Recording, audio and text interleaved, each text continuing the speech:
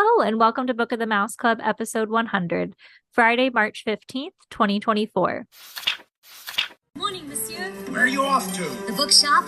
I just finished the most wonderful story about a beanstalk and an ogre and That's nice. Marie! The baguettes! Hurry up!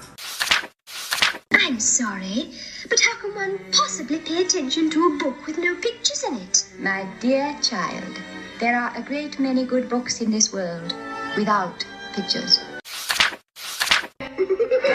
I almost bounced clear out of the book. Some bouncing, huh? Come home or make myself known. J. Thaddeus Turtle, Esquire. Have you never met him? You will find his story in this delightful little book, The Wind and the Willows.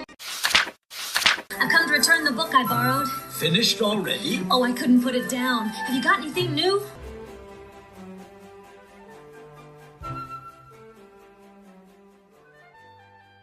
Welcome back. I'm your host, Courtney, and I am joined, as always, by simply my lovely co-host, Emily.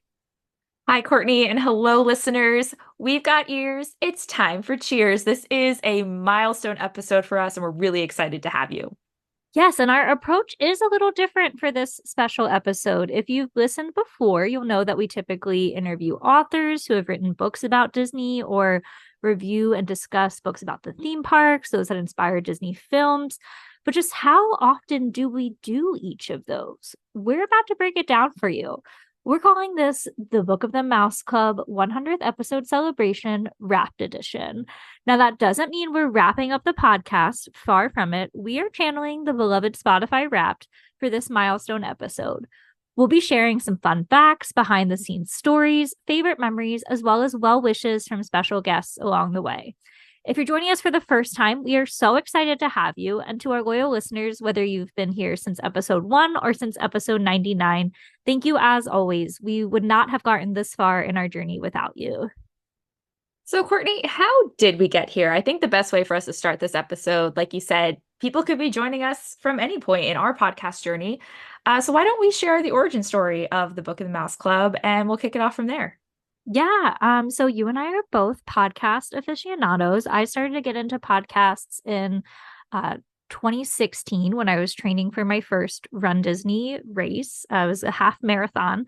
So I'd go on my training runs, and a friend had recommended, I believe it was Lou Mongello's WDW Radio. Like, I feel like that's where most people start with their Disney podcast journey. And along the way, I found other shows that I liked to listen to, like Disney Coast to Coast and Mad Chatters. And then you, I believe in 2017, maybe were driving down for a trip to Florida to visit me, to visit the theme parks, and needed something to accompany you on your long drive from Maryland. So I was like, hey, I think you might like this podcast thing. And we got into it from there. In early 2018, friends of the show now, and I guess we're friends of their show, the Mad Chatters, actually asked me to appear on their podcast for a Mad Q party. And you and I had been toying around with a podcast idea, and I was like, ooh, I don't know, like, what am I allowed to do? And I caught the bug appearing on their show. I was like, we should definitely do this. And like most good ideas, it came to me in the shower.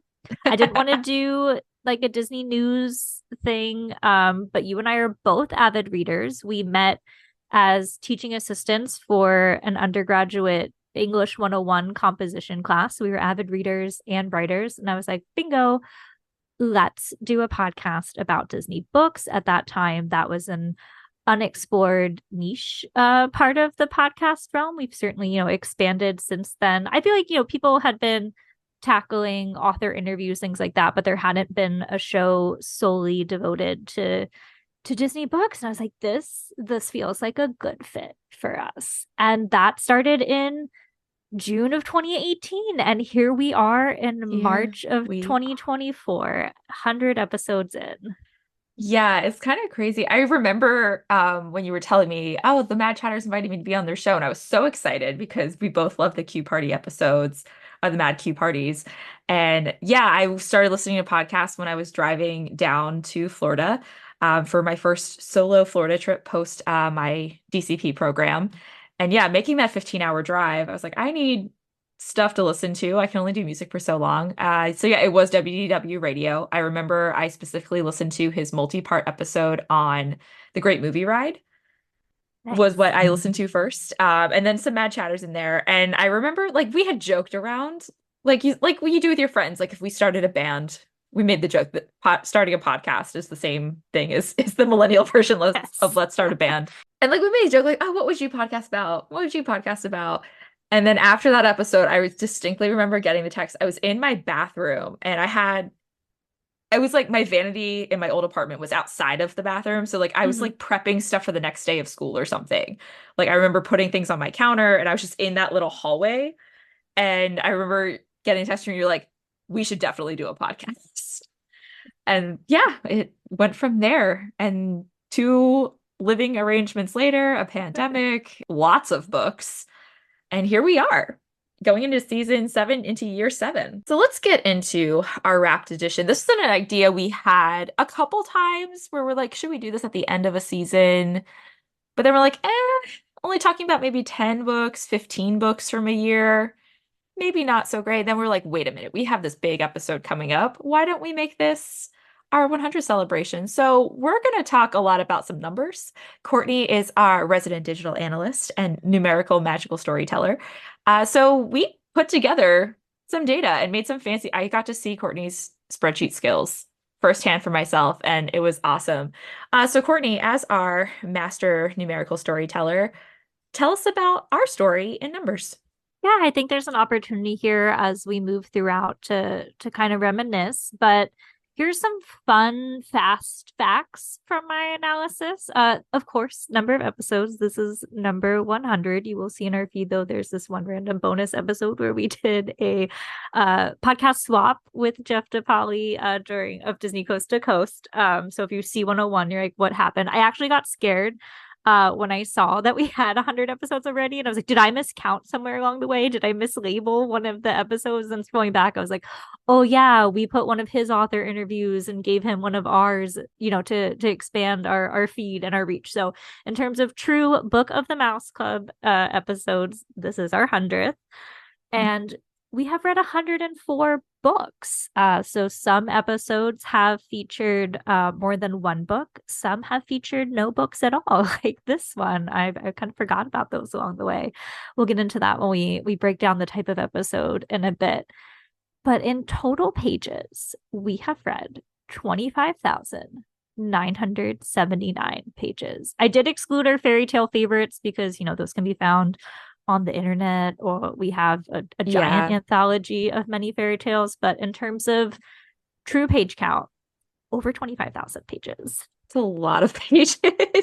I will say our average number of pages is 266, and I think that's pretty close to my normal Goodreads average. I am an avid reader outside of this podcast. I usually read about 50 books a year, obviously aided by this show, but that's pretty standard.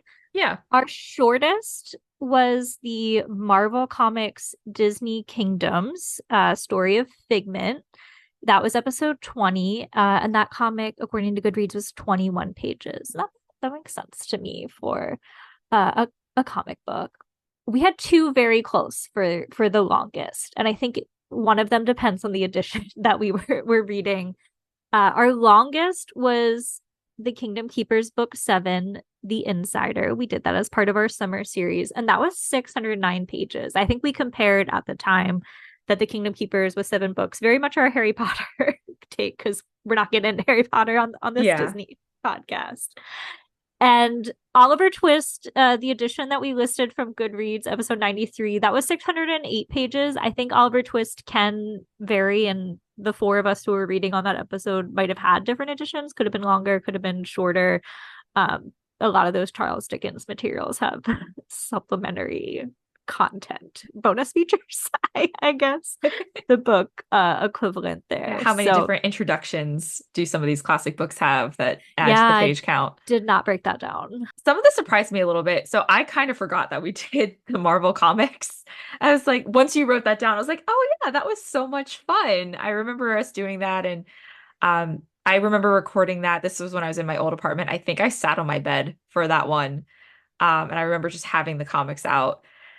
And then Kingdom Keepers and Oliver Twist, like realistically speaking, I'm not surprised Oliver Twist was our longest, but in reflection, I felt like Ink and Paint was our longest. You know what?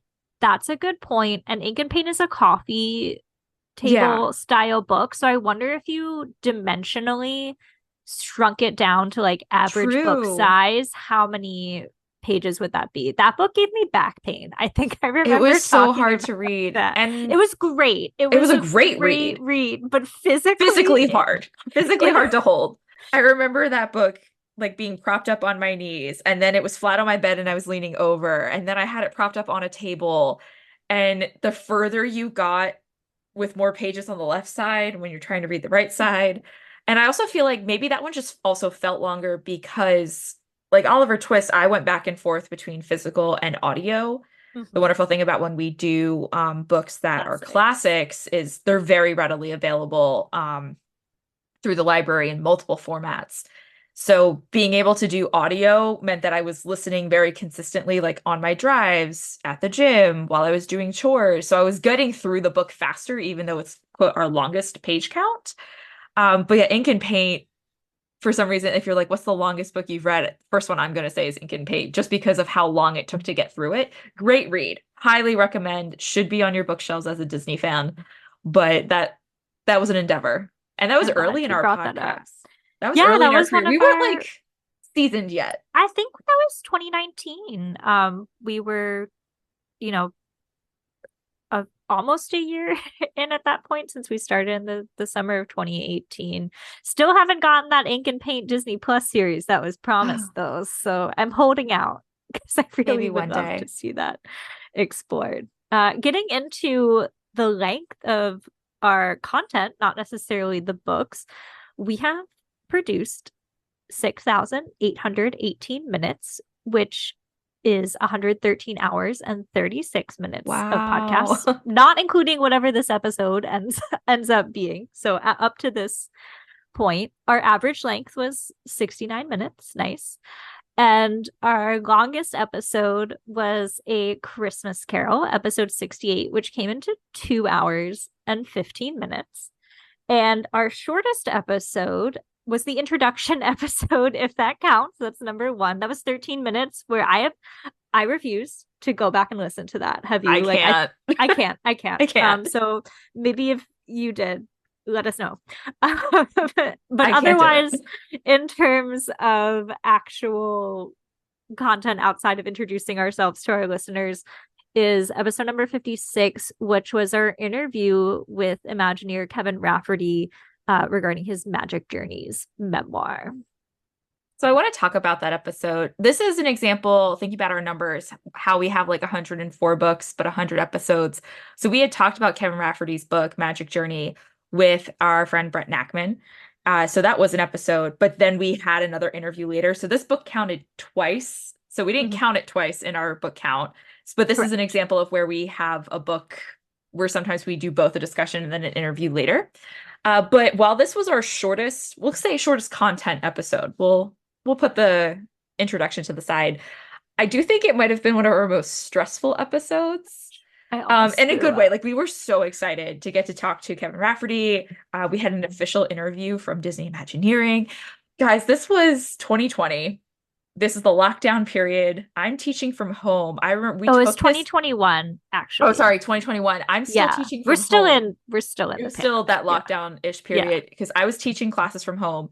And I remember the time slot they gave us went right up to when one of my classes started. It was during my lunch break. And they're like, oh, like 12:40 to 1 o'clock or something like Yeah, that. yeah. And they were like, you have 20 minutes. And I was like, I hope this goes off on time because I have class. But know what? If I have to claim Zoom troubles and I log into class late, so be it. But we were so panicked. We're like, how do we make sure that we keep this down to 20 minutes? What if he answers too quickly? Do we have enough questions or do we have too many questions that this won't have a good like start, middle, and end to this interview? We were so stressed and so excited all at the same time. And then I almost threw up because I thought that I broke the episode. And I Oh was my like, gosh. of all episodes. So now we record on Zoom. It took us long enough, but for the longest time we used a Skype call recorder. Thanks, Mad And Chatters. I hung up the call before stopping the call recorder and then thought that the file didn't save correctly. And I was like, oh my gosh, this We took lost so the much. entire interview. Like we lost the entire thing. And I was like, I'm going to throw up. I'm going to throw up. I'm not okay. I don't know what to do. But then I found it and it was fine because I was like, this would have been so embarrassing. Like, you know, we had like an Imagineering communications manager like on the phone monitoring the interview. That's your behind the scenes glimpse, I guess, who was also very nice. Shout out to Frank. But I was like, what? This is so embarrassing. If I'm like, hey, that went really well, but we need to do it all over again. Like, it would be one thing if you and I lost something. Yeah, It's like, it'd be okay, frustrating, but whatever, we could do we'll it. do it tomorrow. But that was such a thing to even have happen. And I'm just so grateful that I didn't have to send an email saying, can we do that again? But I literally physically felt sick to my stomach when I thought that I lost the file. But after that interview, I just remember us being on such a high too, because we had sent him when we were trying to ask if he would come on the show, we had sent the audio file of our discussion with Brett. Just be like, if you're interested to see like what we do, here's our discussion of your book. And then we sent like one other one. Like a follow-up. Hey. Yeah, like just a second. He announced his retirement, and then that's when like we had to hold the interview till. But then in the interview, when he's like, so I listened to your episode, and then he like pinpointed specific things we said. I was like, oh my God, he listened to our episode. At that point, I was like, I'm on cloud 9. He was just so genuinely kind and a delight to talk to. And then we got ice cream in honor. Oh, we did because of his fun ice cream story with Marty Sklar, which you will have to listen back to episode 56 to hear. But that was a great one.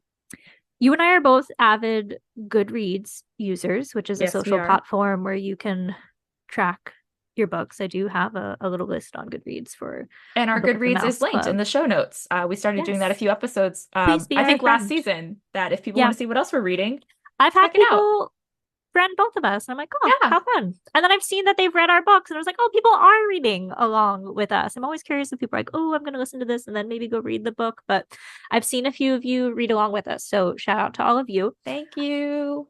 I was just curious what like the average rating was, not our personal ratings, but Goodreads provides averages for each book. So you recorded those for me in my beautiful spreadsheet. Thank you for taking on some numbers as well.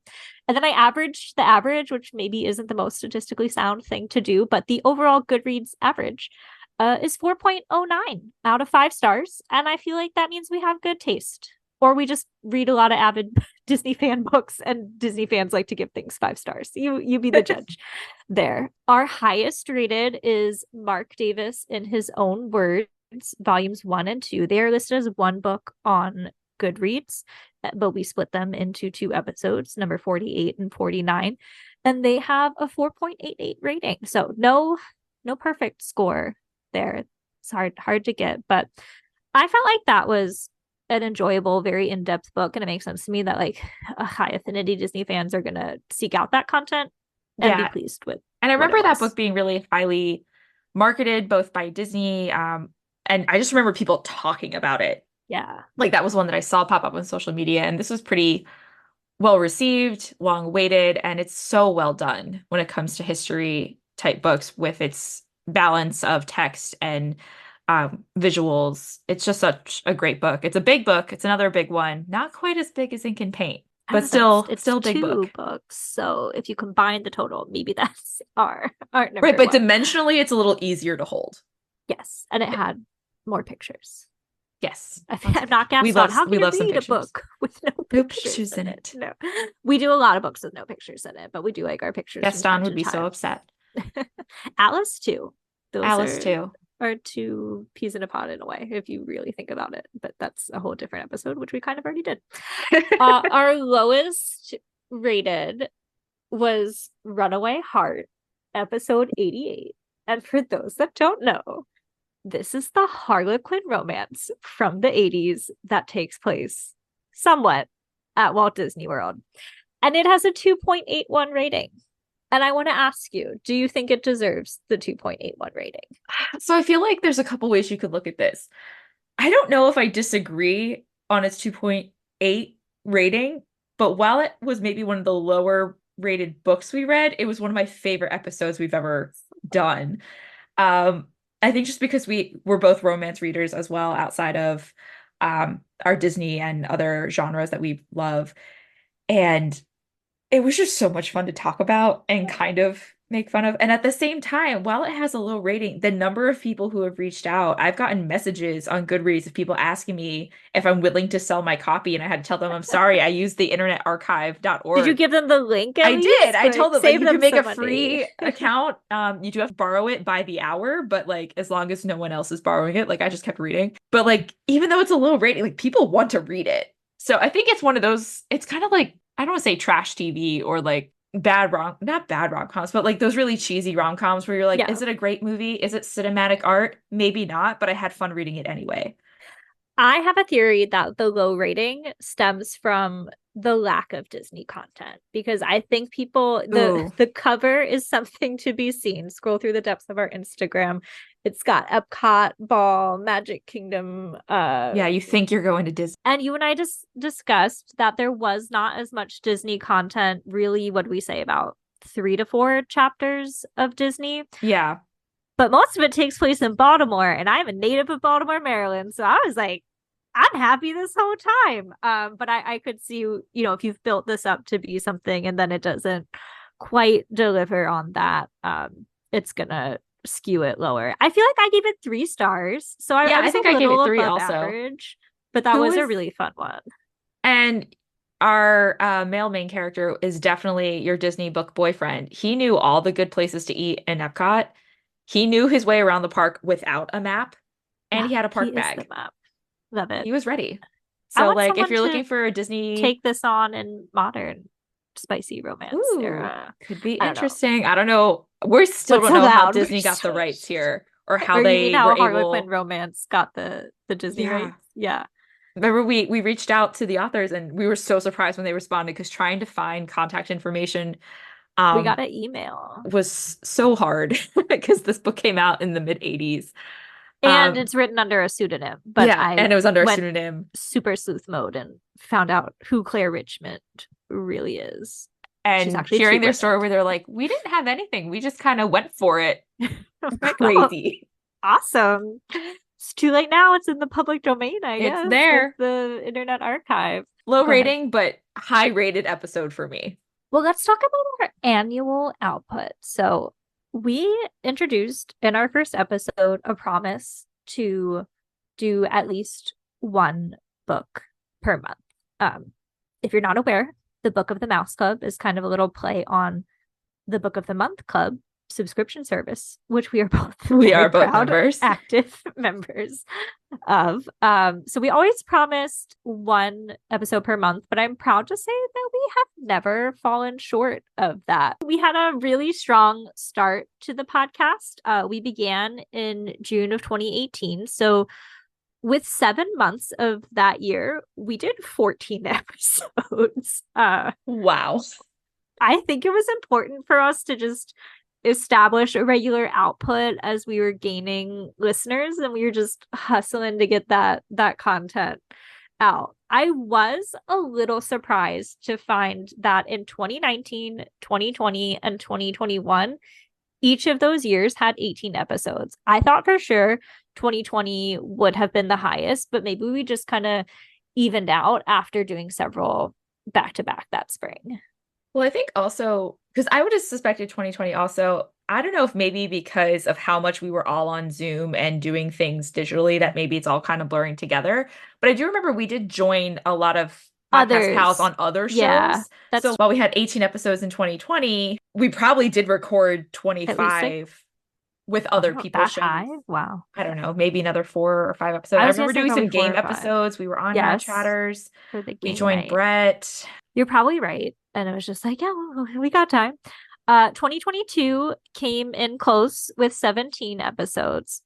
And we did slow a bit in 2023 with exactly 12, because I started graduate school last year. So We are so appreciative when authors reach out to us to let us know that they're interested in appearing on the show. But we have had to stick to that one per month minimum during this time frame. So thank you all, whether you're an author or a listener, for your understanding of our output right now. But we're on pace this year with this being our third episode and the third month of the year.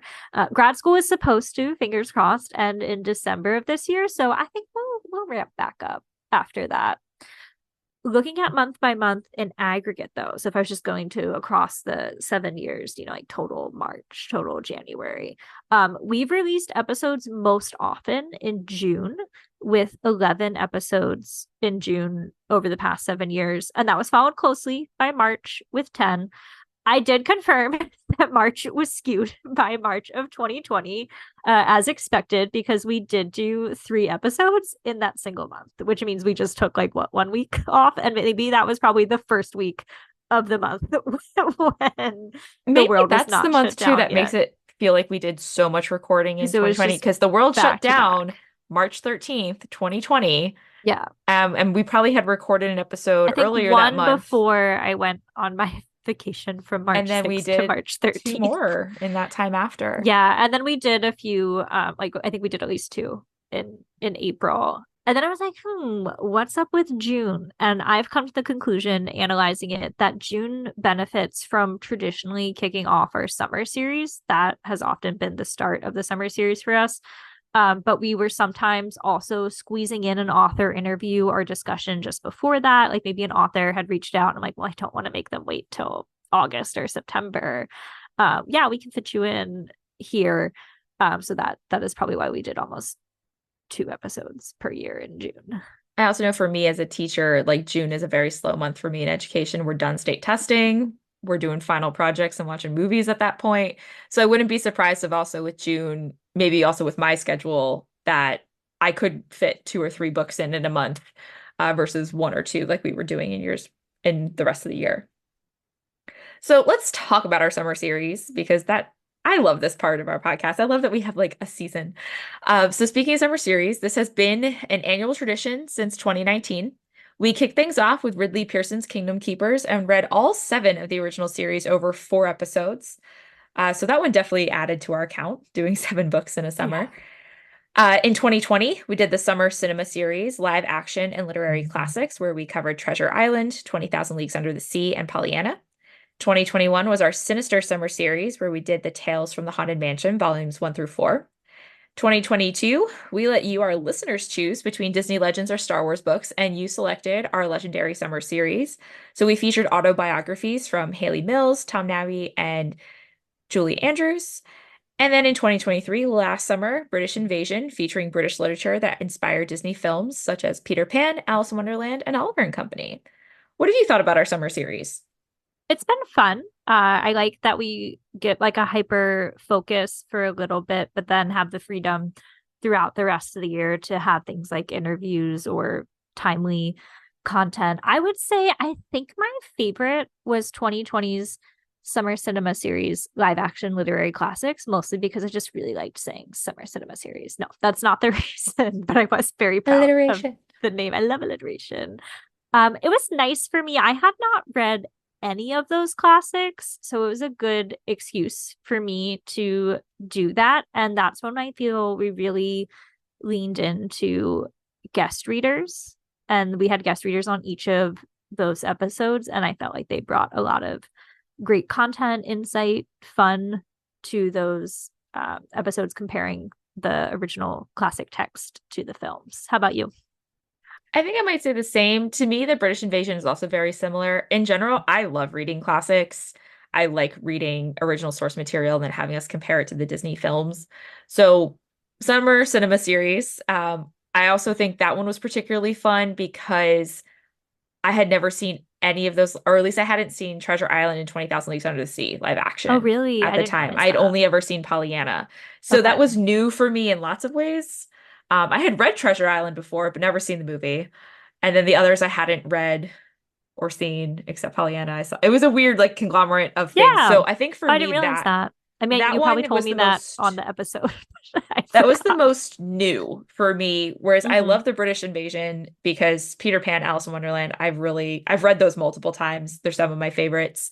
I enjoy going back to those classics, but I had seen all of those films before multiple times. I had read, other than Oliver and Company, I had read the books multiple times. So I enjoyed it. It was in the same vein for me, but the most new and fun.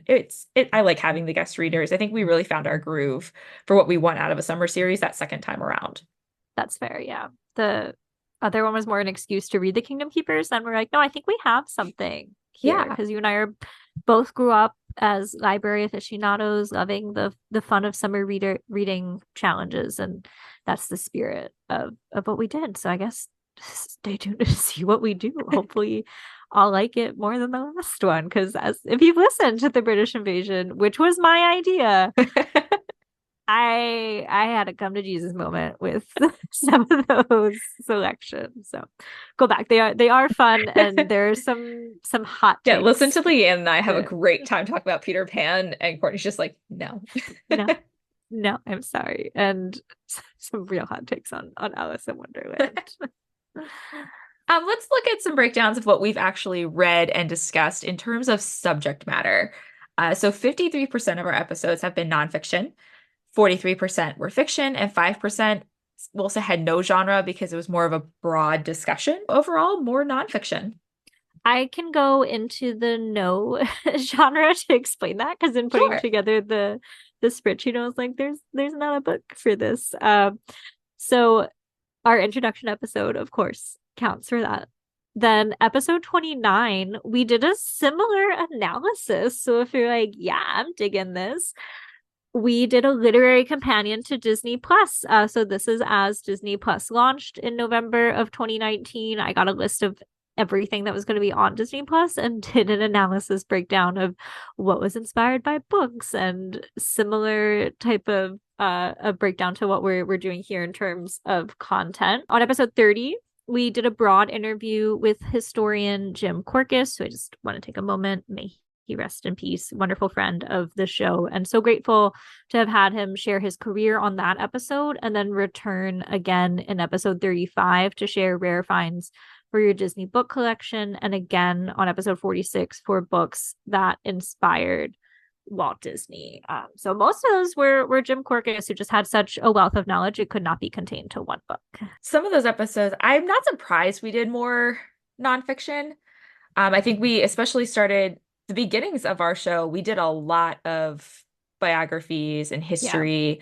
And we kind of had to remind ourselves, like, oh yeah, fiction exists too, which is funny because you and I are predominantly fiction readers outside of reading for Disney.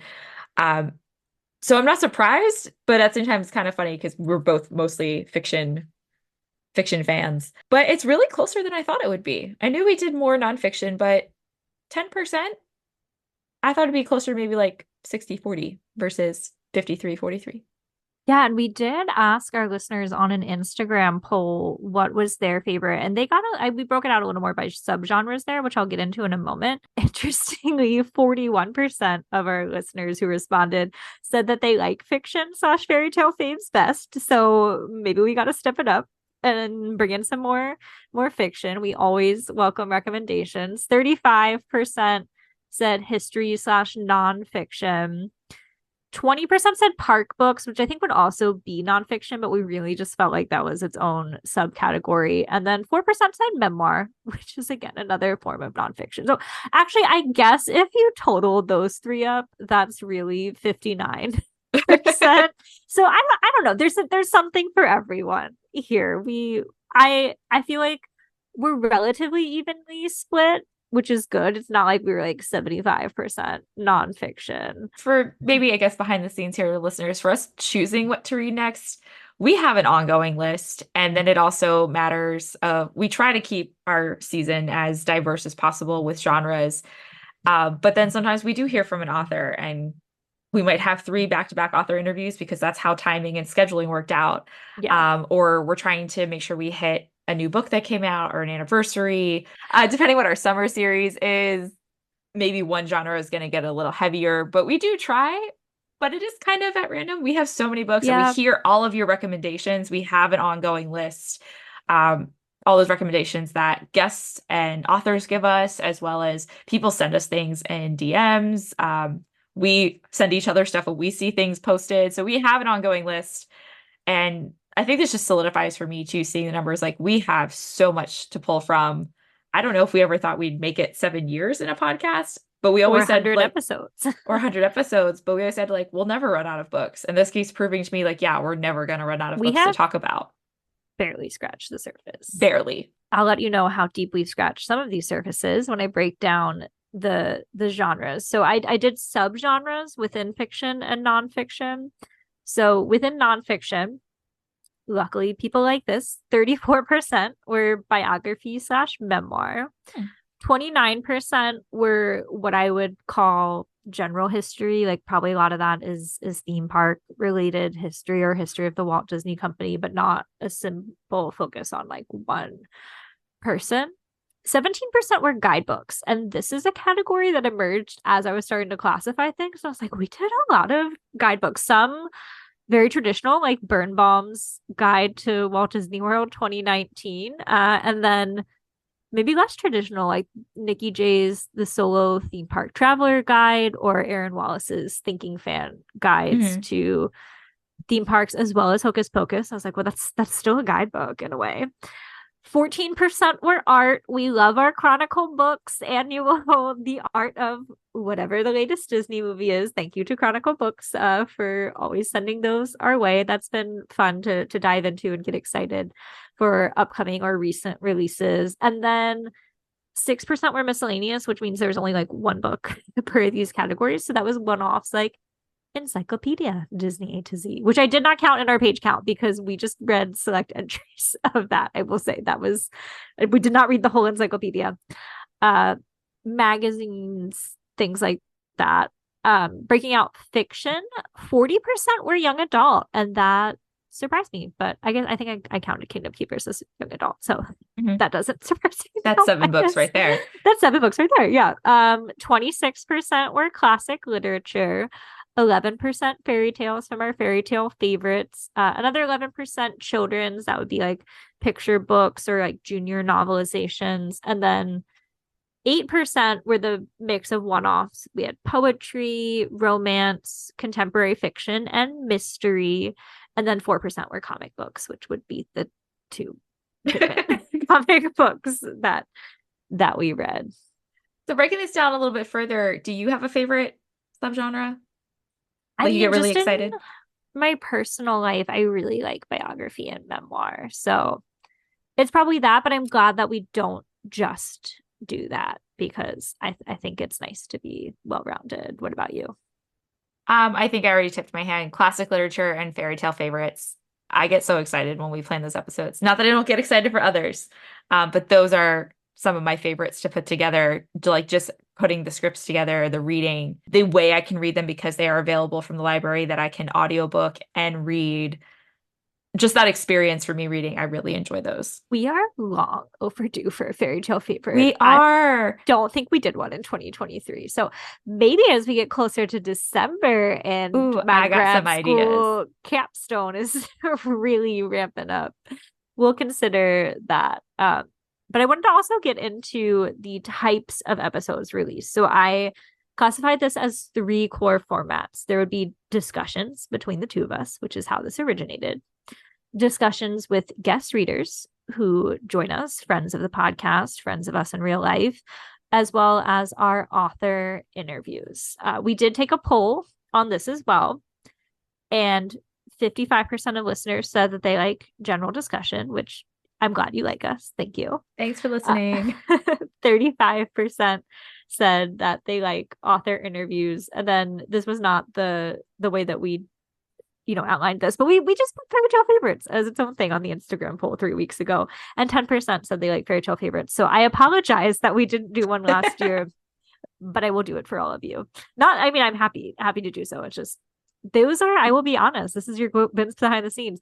Fairy tale favorites are when we're stressed and need a filler episode, right? Yeah, I will read the 6-page fairy tale and we will still spend 90 minutes talking about it, but the prep was or we tend involved. to plan those either when we're stressed and don't have a lot of time in our schedules, but want to make sure we definitely still That's have how we our hit that quota. quota, or we know that we're going to do 2 long books Those back are to things, back. yeah. Like we know maybe this month we're doing that 400-page book, and then in 2 months we're doing So we have a the time to 600-page read. book.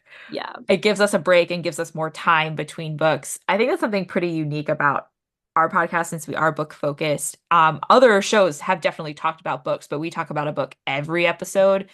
And at least for me, compared to watching a film, reading a whole book and then doing research on the book to talk about the book, it just takes so much longer on top of us also being students and teachers. Like we just do a lot of reading. I remembered why the Instagram poll differed, because I just kept it as general discussion because I didn't want to make people feel obligated to pick between when we have people with us or not with us and feel like rude or something. So I do have the breakdown of how that actually plays out on our show. So unsurprisingly, the majority of episodes at 43% are just the 2 of us. That is the core foundation of our podcast. And we didn't introduce guest readers until 2020. And that was after being asked to appear on Friends podcast, mostly at the start of 2020, and realizing we should probably return the favor and ask them to be on our show. And I'm so happy we did, because I feel like it keeps things fresh. It's nice to bring in new voices. And so discussion episodes featuring guest readers account for 20% of our episodes. And some of our guest readers were kind enough to share well wishes with us. First up, we have from David Alpert of the E-Ticket to Broadway podcast. David shared, "It's not lost on me that while Disney is celebrating 100 years, the Book of the Mouse Club is celebrating 100 as well. To combine the magic of Disney with the quest for knowledge makes this podcast so special and so fun. I loved reading more about Disneyland and learned so much in reading Walt's Disneyland with Courtney and Emily. I felt honored to be included on the pod. Congratulations on this achievement, and thank you for sharing your love and knowledge with all of your listeners." End quote. Oh, that was so nice. I remember us getting really excited when his podcast came out because we were also Broadway fans. Yes. And then I also had a moment when we connected with him. We played trivia with our podcast pals over at Unfortunate Pod. Oh, yes. Well, we played against him on Mad Chatters. Yes. But then he hosted a fun non-podcast Disney trivia. You're right. With Stephanie Stiles, who I was fangirling the entire time. And so we got to know him through that, and it was so fun to connect with him. Our podcast universe has really expanded, and this is what makes this so much fun. And this actually transitions really well to our message from Eric of the Synergy Loves Company podcast. So I will play that for us now. Hey, Courtney and Emily, it's me, Eric from Synergy Loves Company. Congratulations on your 100th episode. I'm so excited for you. I have some great memories of making podcasts with you, both for your show when we read Tuck Everlasting and when you joined my show to talk about banned books and Disney. But first and foremost, I'm a fan of your podcast. I'm a librarian who loves Disney. How could I not be a fan of the Book of the Mouse Club? I wanted to share that I just went back and revisited your episodes 70 and 74 when you talked all about Marcy Carricker Smothers' book, Walt's Disneyland. It was a book I discovered on your show, and I just finished reading it because I'm about to go to Disneyland for the first time ever this month. It was really cool to revisit your conversations about the book both with David Alpert and with Marcy herself. So cool. Like always, you got me excited for Disney books, and this time you helped me get hyped for my Disneyland trip. Thanks so much for your wonderful podcast. I am so grateful that I got to be a little part of it. And here's to 100 more episodes. And even more. Courtney and Emily, just keep them coming. That was so sweet. And I hope he takes my scavenger hunt that I put together from Marcy's book. You're going to have such a great time in Disneyland. And that was so much fun to talk both to Marcy and to David about that book. And yeah, what a great connection between their 2 messages. We also have a message from our very first guest reader, Brett of the Notably Disney podcast. And we'd love to hear from him. And we've done lots of episodes with him. It's been great getting to share this journey. Hey, Emily and Courtney, it's Brett Nackman with the Notably Disney podcast. I want to wish you both and Book of the Mouse Club a very happy congratulations for 100 episodes. That's quite the milestone. Very few podcasts get to that point, and offering the same level of consistency and quality as both of you. It has been such a pleasure to guest on Book of the Mouse Club multiple times over the years. I remember we first got to know each other when you came on to Notably Disney, as we talked about Don Hahn's Yesterday's Tomorrow book, and then subsequently I was first on your show in our discussion of Kevin Rafferty's Magic Journey book, which was such a treat and a lot of fun. You both put in so much effort and consideration with each episode in terms of the questions that you craft, your level of analysis with what you read, and little tidbits and pieces of history that you pick up. You are consummate professionals and also a lot of fun. One of the biggest pleasures in being in the podcast world for me is the amazing people that I meet along the way and have come to call friends and have gone to know in a variety of contexts. And you both were there during my doctoral graduation party, and I've been able to hang out with you both virtually, and Courtney with you in person. It's been so much fun. I am so pleased to be part of this podcasting community with you both, and you've really given a spotlight on so many wonderful books in the Disney community, talking with and interviewing authors and illuminating a number of stories and forgotten books and undiscovered reads that I think have benefited so many people. So I am excited about where the next 100 episodes will take you both, and I'll be here along for the ride as a very eager listener, and just sending you both many congrats. Thank you, Brett. And I realized as you're talking about hanging out virtually, we did several pandemic live Zoom trivia events with Brett as well. When many people from all over the world, this was just, you paid like $5 and did this online trivia thing. And those trivias humbled us. Like, I consider myself a very strong Disney trivia person. And I maybe got in like the top 5, but those were tough. So recurring theme of trivia among our podcast pal friends here. And we are just so grateful for the friendships that we've made in the podcasting community, and especially those that we know and have gotten to know in real life, like friend of the show, Leanne Saucer. Congrats on 100 episodes, Courtney and Emily. I've loved listening along from the beginning and watching you grow the show. Thank you for all the book recommendations, insightful interviews, some hot takes, and thoughtful discussions. My favorite episode has to be the Kevin Rafferty interview, but I so enjoyed getting to guest read for The Princess Diaries and Peter Pan. I'm so glad you're both my amazing book friends on and off the show. Here is to 100 more episodes. Oh, that was so nice to hear from Leanne. Leanne's also one that we have a Book of the Month Club group chat with, some friends that we touch base with in our subscription service outside of Disney reading. And that's a friend I've made through you, Courtney, that I got to know through reading and through hanging out with you in Disney. So it's so nice to have our circle growing. And we'd also be nowhere without our podcast pals, like our early inspiration from Disney Coast to Coast. Hello, this is Jeff DePauli from Disney Coast to Coast podcast. That's Disney with a Z. And I just want to say a quick congratulations to Courtney and Emily at Book of the Mouse Club for 100 episodes. Quite a milestone. And thank you both so much for having me on the show a couple of times to talk about my favorite Disney live-action franchise, Honey, I Shrunk the Kids, as well as its sequel, Honey, I Blew Up the Kid. It was so much fun talking to you both about that junior novelization series, and you've always been so good to Disney Coast to Coast and me, and so thank you so much, and congratulations on 100 epic episodes of Disney books.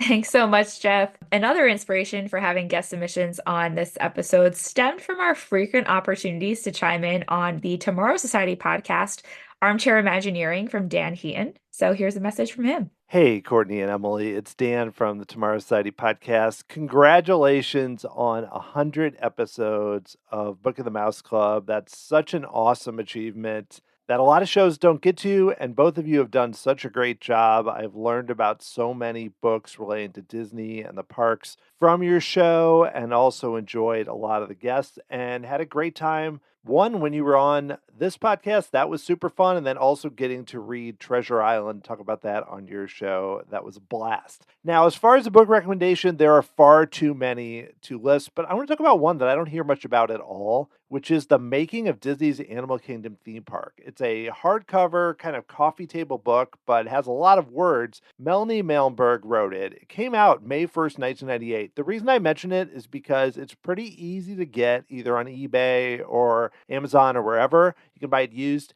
And there is so much cool concept art, so much background. If you're a fan of Disney's Animal Kingdom, check out this book. I look at it all the time and it's super cool. But most importantly, congratulations to both of you on just an awesome podcast and such a cool achievement. You're both awesome and you're doing such a great job. Thank you so much, Dan. Also, greatly appreciate the recommendation. Maybe we can track down a copy. It's got to be easier to find than Runaway Heart. So that would be fun to have Dan back for that.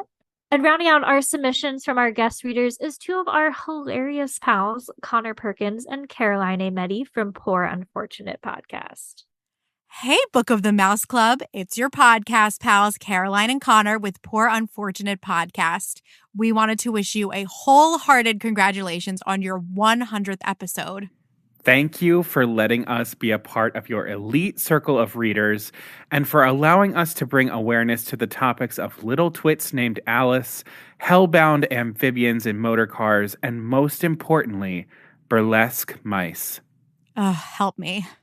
So, in typical Poor Unfortunate fashion, we wanted to leave you with a painfully impossible question to try and answer. So here it is. You are responsible for creating a new category for the Poor Unfortunate Awards. What is the category, and who are the 5 nominees? So good luck trying to answer that, and happy 100th Book of the Mouse Club. Beluga Savruga. For those that don't listen to Poor Unfortunate Podcast, go listen to them because they're fantastic. They make us laugh every time, just as much as they did on the episodes that they've appeared on with us. And the PUA Awards, or the Poor Unfortunate Awards, a little annual roundup of fun, silly categories within the Disney realm, and they always have a fun time discussing. So we have both come up with categories, but I think they are very similar. Emily, I will let you go first. So I decided to draw on one of my favorite genres we've read, and what we heard from listeners is one of their favorites, the fairy tale favorites. So my category will be the best adaptation, the best Disney film adaptation of a classic fairy tale. So I enjoy that series. I want to give it some more love. So Pooh Award, she said 5 nominees, and we've read 5 fairy tale favorites. So our nominees are Snow White and the Seven Dwarfs, The Little Mermaid, Cinderella, The Snow Queen, and Rapunzel. So Courtney, who is our winner? Oh, do we each get to choose the winner? I know that's how they play. They come up with a category and then the co-host picks the winner. We did not deliberate on this beforehand. In real time. In real time. I'm gonna go with Rapunzel. That is where my gut went. I was waffling between that and Little Mermaid. I mean, honestly, the fairy tales, they're always just so interesting because they have these very dark roots, and then they get watered down for their adaptation. But I liked the way that Rapunzel expands upon the story. We get the great character of Flynn Rider to swoon over with his "Here Comes the Smolder." But I think I really like the relationship between the two of them and how that plays out within the film. So for me, opening up the fairy tale in that way is a successful adaptation. We are again the same person. I would have voted the same. Okay, see, consistency here. Well, I also went the adaptation route, but I was more in the classic vein, which ties into you saying earlier that you really enjoyed the classic. So I'll be curious to see what you pick. So the category is the best adaptation of classic literature. The nominees are Winnie the Pooh, Mary Poppins, Treasure Island, 20,000 Leagues Under the Sea, and Pollyanna. Oh, that is challenging. Best adaptation. I am going to go with Mary Poppins. Okay. Good choice. Winnie the Pooh, I think, was going to be a close second. I think nostalgia was leaning on me in this one, between Winnie the Pooh and Mary Poppins. But all great choices. All great choices. I love Mary Poppins, and in all honesty, it probably is the correct choice. But I wanted to go with 20,000 Leagues Under the Sea, though I am extremely biased because that is one of my favorite episodes that we've done. That was the first time my now husband, Dr. Doug, joined us as a guest reader. And if you go back and listen to that episode, you will hear about the phenomenal preparation that we did for that show, which involved going to our friend's house locally who had a pool, but also they have a way to set up to view movies projected by their pool. So we had a dive-in movie where we had pool floats and to watch 20,000 Leagues while floating in a pool. You're just not going to top that experience for me. So I was like, I was fully immersed in the storytelling that was occurring there. So I don't know, maybe that doesn't make it the best adaptation, but I have such a soft spot for that movie and the technical effects and wondry of Harper Goff and matte artists like Peter Ellenshaw that it's a winner in my book. No, it's totally fair. Why I went with Mary Poppins was I thought 20,000 Leagues because the effects in 20,000 Leagues Under the Sea is incredible, especially for the time that it was made. But I feel like Mary Poppins also has a lot of really good effects, that blending of animation and live action, which we know are some of my favorites, as well as some of the practical effects that they've done, like with the bag and the sliding down the banister. I feel like Mary Poppins just has all of the magic as well as the nostalgia with all the movie making magic as well. Yeah, and there's music. So for me, that's gonna win out. We were both, on that same wavelength between those two. So they both get some love. And we love that all of you were so kind to send in your well wishes and great question from our Poor Unfortunate podcast pals. But the other third of our content is our author interviews, which account for 36% of our episodes. And altogether, in terms of just authors, not author interviews, we have featured the works of over 70 plus authors. Wow. Ridley Pearson gets at least 7.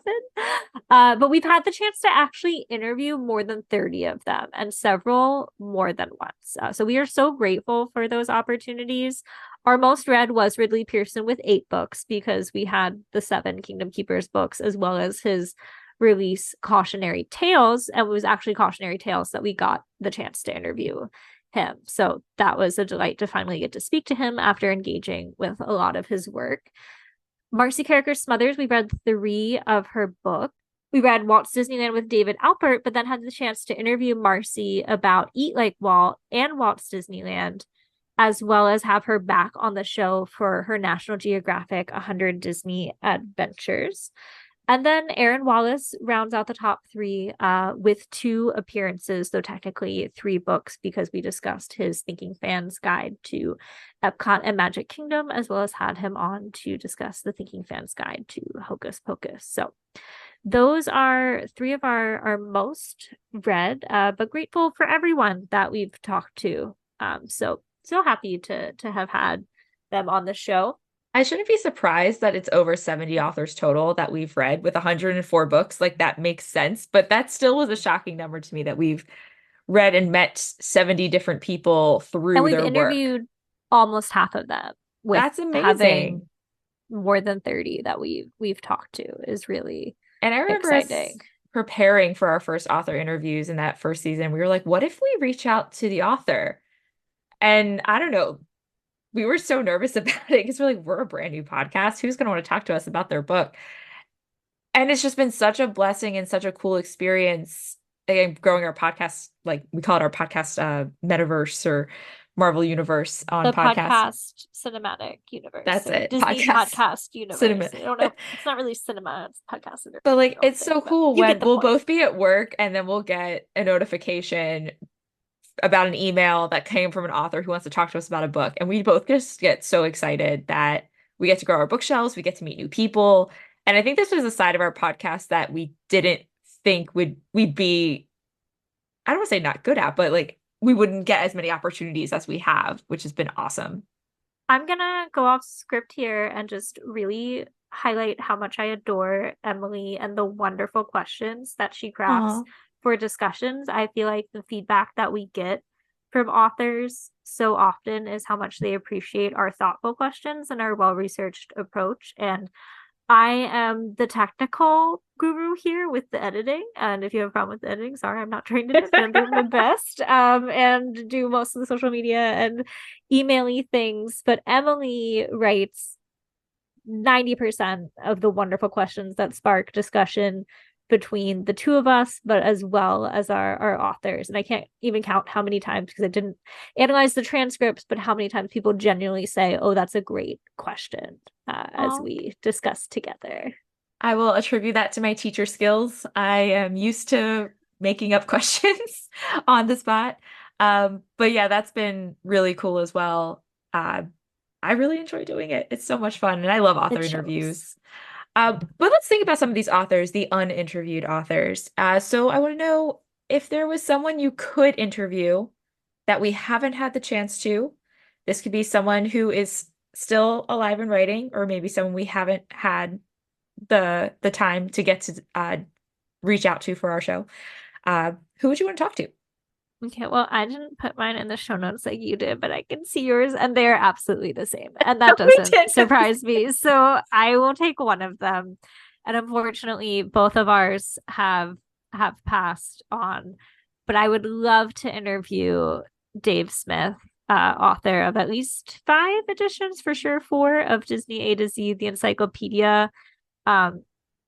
Fantastic Disney historian. So much of the information that we source on this show comes directly from his work, and I wanted to know what it's like to write an encyclopedia. I mean, I can't even imagine that task. I know, and my archives heart just wants to talk to him so much about putting that system together. Listeners who might be new, I also docent at the National Archives in Washington, D.C. So my archives brain just wants to know everything about how they put that together, the methods they use to store both artifacts as well as text and art, and just how we put that together, because it's amazing to me. And we would not have, I can guarantee you, or I'd be interested to see how many books we've read that reference work that he has done, because most Disney history is all cataloged and available thanks to Dave Smith. So the other person that apparently is the same between the two of us would be that we would both love to talk to Marty Sklar. He was one of the first books that we read. He is the first book. The first book. We had the intro episode, but then we're kicking things off with Dream It, Do It by Marty Sklar. That was such a great episode. One, because it was our first one. I don't know if I could listen back to it at this point. I'd be a little scared. I would consider that one, though, more than the introduction one. But still, I don't know. I feel like Marty, he's a name that comes up so often in many books that we've read, people that we have interviewed, Imagineers who have credited him for the mentorship that he's given the Imagineering and WED. So I feel like he was so close to Walt that getting to talk to him would be incredible, especially about his career, getting to write about it, revisit it, and that mentorship, connecting him to other books. I feel like he would just be an amazing interview. We both had the opportunity to meet him. We just never got to talk to him on the show. Yeah. So that was 2015. Yeah. So it was my Disney College program. You had started working full time for the company. He was doing signings of his books, Dream It, Do It, and One Little Spark. And I have both of them signed. We have pictures with him, but that was before we started our podcast. And he unfortunately passed before we could ever get a chance to reach out to him and ask him to talk to us and be on the show. I really wish we had the chance to, but I'm glad that we've read his book, and it was really cool to actually get to meet him in real life. Very grateful for that opportunity, and also grateful to all of the authors that we have had a chance to speak with, some of who also sent along well wishes in addition to our guest readers. So among our top authors in terms of things read, Marcy Carricker Smothers sent along some well wishes, and she shared, "Hiya, Courtney and Emily.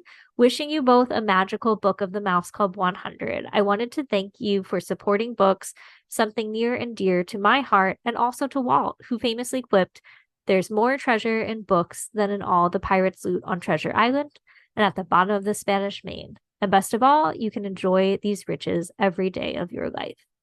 Keep up the good work, and can't wait to see you or hear you soon." Awesome. Thank you so much, Marcy. And if you have another book coming out, you know you're always welcome to come back on our show. We also had some well wishes from some of our earlier authors. Trisha Dabb, who joined us on episode 10 for Tasting the Magic from A to Z, and again on episode 26 for The Story Comes Alive, shared, "Congratulations on 100 episodes and 100 magical Disney reads." Aaron Goldberg of episode 19, Meet the Disney Brothers, shared, "Congrats, ladies." And Andrew Kist from episode 17, A Historical Tour of Walt Disney World, shared, "Congratulations, Book of the Mouse Club, 100 episodes. Gee whiz, how does it feel to be a centenarian? Thank you for featuring me on your show way back in episode 17. It was a great opportunity to talk about my historical tour series. So much has changed for you and for me over the past 5 years. Here's to you, Book of the Mouse, and to another great 100 episodes more." Andrew's such a great example too of like connections we sustained after the show. He's also a history teacher, so he and I have actually talked about like AP classes and the end of the school year and have kept in touch talking about teacher things outside of also Disney and book stuff. So Andrew, I hope you're having a great school year, and that I'm really looking forward to see what your students do. He does a end of year like World's Fair Disney type project every year with his students, so that's really cool. We also had Michael Lyons reach out to us, and a shout out from Disorder. He says, "Congratulations on 100 episodes. I am so honored to have been a guest on your show and to have been a small part of your podcast journey. Book of the Mouse Club does for Disney and books what Space, Big Thunder, and Splash Mountain have done for roller coasters, taking it to new heights. Congratulations again on this milestone. Cheers or ears to 100 more and more and more." And then we also want to say thank you to Spencer Wright for sharing his message as well. Hello, this is Spencer Wright, and congratulations to Courtney and Emily on episode 100 of the podcast. I had the pleasure of joining you on episodes 64 and 95. One book I would like to recommend is Verna Felton by Frederick Tucker, and it is a biography of voice actress Verna Felton. And while a lot of the book doesn't have to do with Disney, it does cover her career voicing characters like Flora in Sleeping Beauty, as well as Aunt Sarah in Lady and the Tramp. And the remaining book gives you a lot of great context of the time when Walt Disney lived, and a lot of detailed information, but it's still entertaining and engaging. So again, that's Verna Felton by Frederick Tucker. I wish you luck in the future, and I look forward to future episodes. Thank you so much, Spencer. And you know we always appreciate recommendations, which we've also received from previous guest and author Didier Guez. Hello, this is Disney historian Didier Guez, and I would like to congratulate Book of the Mouse Club for its 100th episode. You asked to send book recommendations, and I'm actually going to send you a recommendation for a magazine. If you haven't discovered it yet, the Hyperion Historical Alliance Annual is a fantastic magazine. 4 issues have been released to date, and even Disney historians actually learn when they read that magazine. It's a lot about subject matters that have not been discussed anywhere else and that are being discussed very in depth. And obviously the Hyperion Historical Alliance is also known for its series of monographs, the first one being the Making of Walt Disney's Fun and Fancy Free, followed by The Origins of Walt Disney's True Life Adventures. And the Hyperion Historical Alliance is just about to release its new monograph, which is going to be about Walt Disney and El Grupo in Latin America, which is all about the 1941 trip to Latin America. So that should be really fun. Again, congratulations to Book of the Mouse Club. It has been an absolute pleasure to be a guest on your show. Super appreciative of that out of the box recommendation, and we will be sure to include a link to that periodical that he mentioned. And rounding out our authors here is Dave Bossert from episode 71. Oswald the Lucky Rabbit, The Search for the Lost Disney Cartoon. Hi, Courtney and Emily. This is author David Bossert, and I just wanted to say congratulations on the Book of the Mouse Club reaching its 100th episode. It's unbelievable. It's incredible. I thoroughly enjoyed being on your show back in 2022, talking about my Oswald the Lucky Rabbit book, and I hope that you'll invite me back to talk about my latest books, The House of the Future, Walt Disney, MIT, and Monsanto's Vision of Tomorrow, as well as Tim Burton's The Nightmare Before Christmas visual companion. That's right, I've got 2 new books out. And until then, I'm sending you my best wishes for your continued success. And here's to the next 100 episodes of Book of the Mouse Club. So take care and cheers. That is a great recommendation from Dave as well. As others shared, so many more books to add to our shelves, and we love that. And we look forward to having these guests and authors back on our show at any time. We're certainly set to keep our library and your podcast feeds full. We typically like to close out our discussions with recommendations based on what we've read. By today, we are going to share with you an episode that we think each of us felt was perhaps a little hidden gem, maybe underappreciated, and we'd love for you to go and take a listen back to some of our old episodes. Yeah, when we close up, a book discussion, we sometimes point you, as I often do, to bonus features of your DVDs or Blu-rays or fun YouTube videos. But I thought it'd be fun just to be like, if you haven't been here for all 100 episodes, shout out to those of you who have. And even if you have and you want to go back and say, I haven't listened to that one in a while. I just thought it'd be fun to know what episodes we think are underrated or maybe that we're really proud of. And I am throwing it way back to episode 5 for Winnie the Pooh. I felt like this was one that was where we really found our groove. I mean, it was 5 episodes in, which if we were doing like 2 a month, that was really just like 3 months into doing the podcast. I did actually, it might have, yeah, because we were doing it for Christopher Robin. The film was coming out in August of 2018, so that was like very fresh into our podcast, and I felt like for me that was when we really turned a corner in terms of the research, preparing to compare a book to film, and I thought that was a delightful discussion. And because it was so early, I feel like people may have bypassed it in terms of listens. So I don't know, maybe go back and check out Winnie the Pooh. I think I remember from that episode you and I reminiscing about when we had interacted with Winnie the Pooh as kids. We came around with a newfound appreciation and love for Eeyore after that episode. Yes. And just how much we love Winnie the Pooh. And I think I shared that's a book I give often to friends of mine for baby showers and to kids when they're like, I need a new kids book. I'm like, have you read Winnie the Pooh? Because we did. And I love that book. An episode that I chose to go with was episode number 47, Part of Your World, A Twisted Tale, that we had guest reader Victoria Wade on with us. I really enjoyed that series, and I haven't visited many Twisted Tales since, but I've been gathering some either on my own shelves or keeping them bookmarked on Hoopla and Libby to go back to later. And I think it's just been such a really fun series that Disney Publishing has put together, and I would love for us to do more of those. And I thought they were really fun.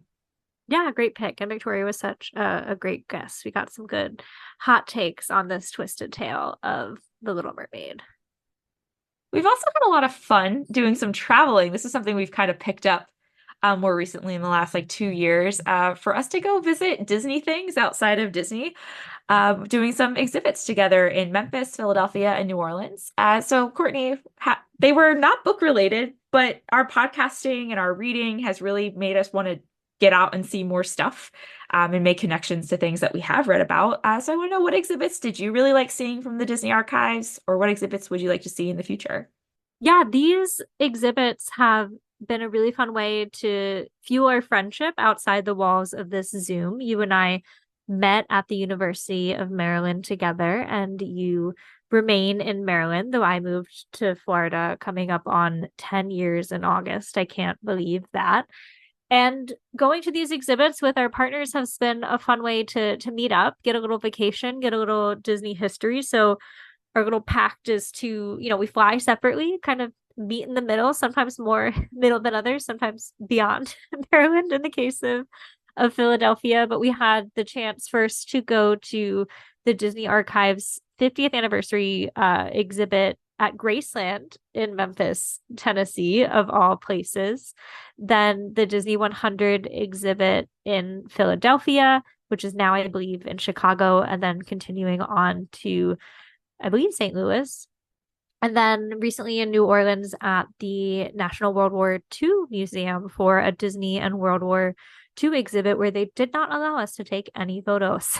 So we're going, no Instagram. We have one picture of us out front of the sign that the guard let us take. Pixar didn't happen, I guess. No, it did. All of those were so wonderful in their own way, but I think I enjoyed the Disney 100 one the most just because it had so many fun interactive elements and told a really cool story as you progress through the different chapters, which were grouped by the rooms. I'd like to see some kind of book exhibit. I mean, there have been books featured, I think, in all of these exhibits in one way or another, but it would be fun to see the archives maybe lean into that book inspiration and do some kind of exhibit theme to that.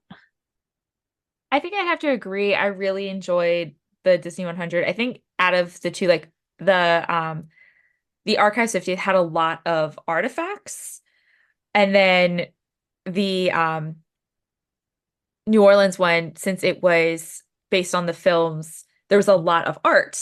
So we went from a lot of 3D to a lot of 2D, and I feel like the Disney 100 had a good mix of both. And that, yeah, the interactive elements were really fun. From the archives, I want to see more park stuff. I know we have so much park stuff, and I know we've seen some of the things that, who was it that had, it wasn't from the archives, but it was someone's auction of things they had collected. Auction. Yeah. Like, incredible. The Van Eaton galleries sometimes do some crazy. Yeah. I would have liked to go walk through that. They were definitely just treating that almost as a museum. Like, this is an auction, but come see this Space Mountain rocket and the giant sea serpent from the 20,000 Leagues Under the Sea ride.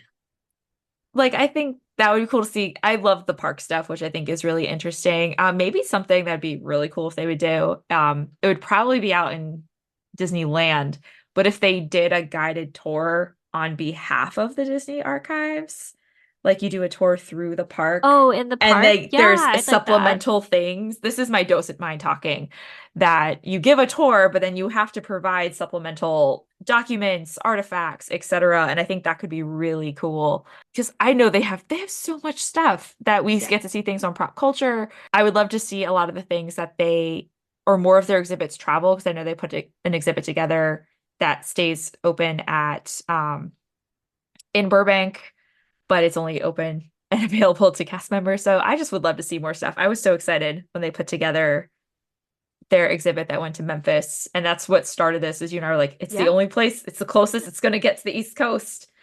You want to go to Elvis's house? And we had a great time in the middle. We did. That was fun. So I'm glad that this has sparked a new tradition for us, just like the tradition that we have of reading together every month. And 100 episodes later, here we are.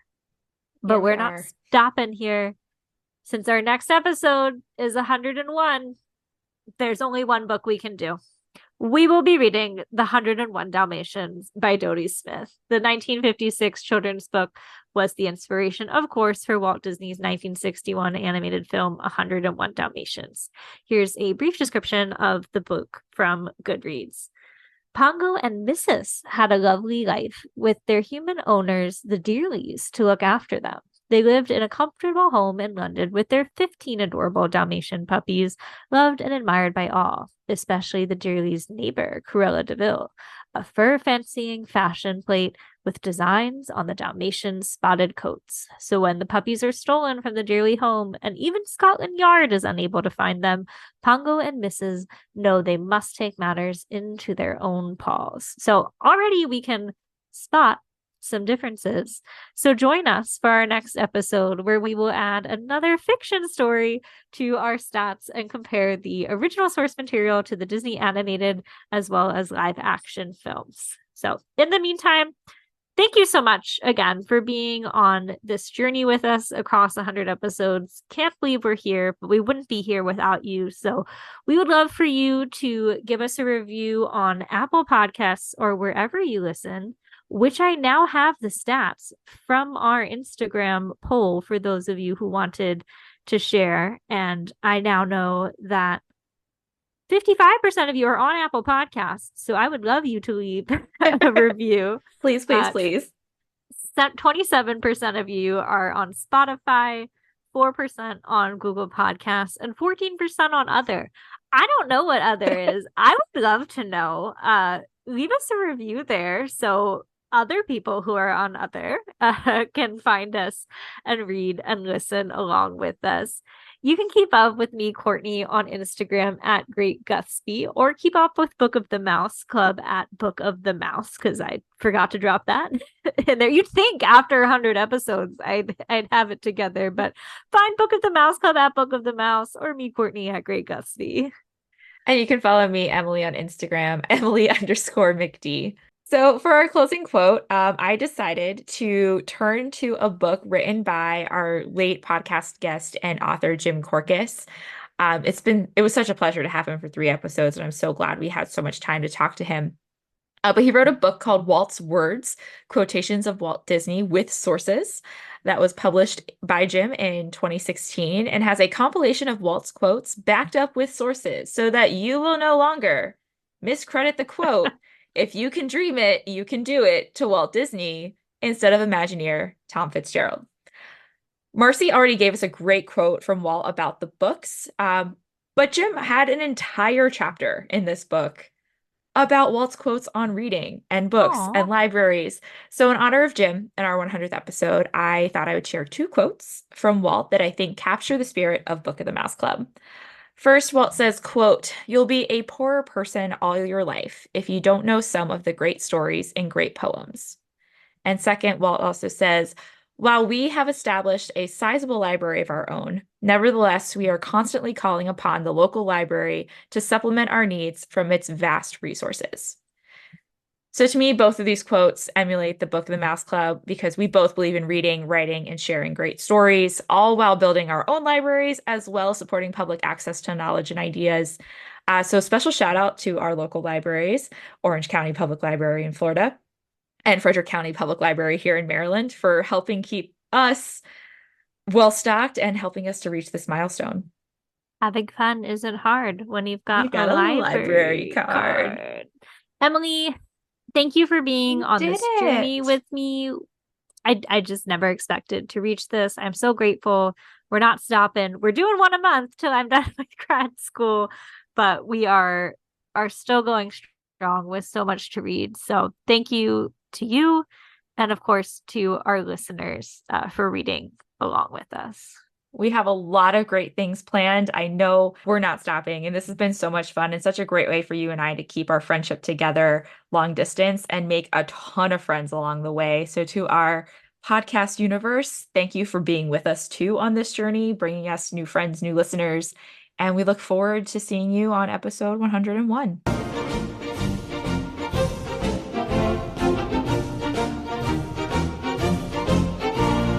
The Mouse Club has no affiliation with the Walt Disney Company. The views and opinions expressed by hosts and participants are theirs and theirs alone. They do not represent the organizations or companies they happen to work for.